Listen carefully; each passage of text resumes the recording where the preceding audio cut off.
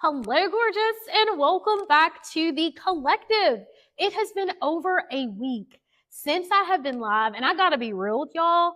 I missed you so much, but I was totally in need of my vacation. So last week I went to Cali, no alarms. I ate when I wanted to. I wasn't bending over backwards for anybody. I worked when I felt inspired, and it felt amazing.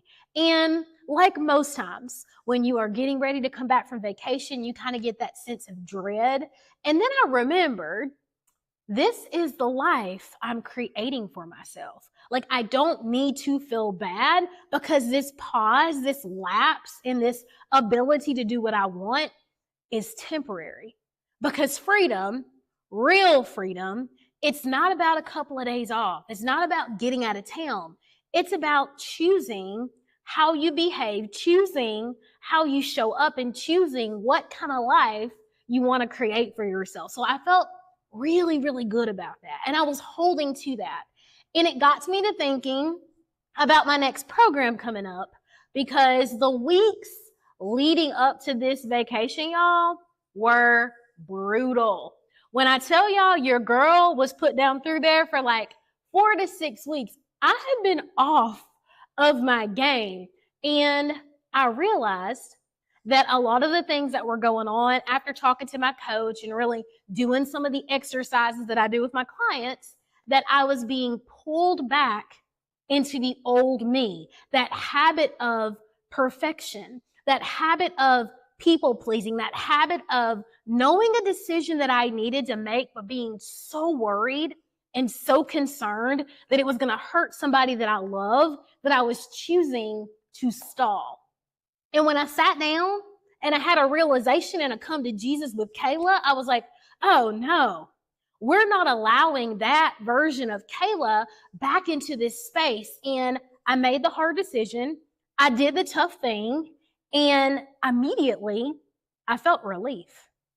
And there was a time, y'all, when this would have happened and I would have been like, oh, am I really worthy? Am I not so great? Like, what's going on? But we don't need to be perfect.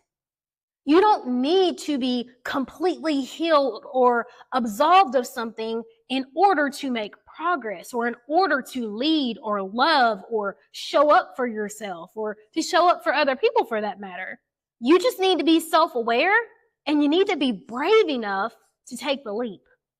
And so in thinking of all these things and putting it all together, that is where my next program, The Brink, comes into play, because nearly every woman that I know is on the brink of something, whether it is a breakdown or a breakthrough. She's standing on the ledge.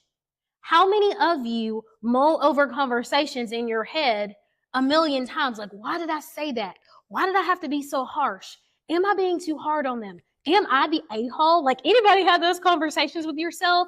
Or the person who has the breakdown in their car, in their bedroom, or in their office, and they pull it together to go to the meeting or to get dinner ready because you don't want anybody else to know that you're falling apart.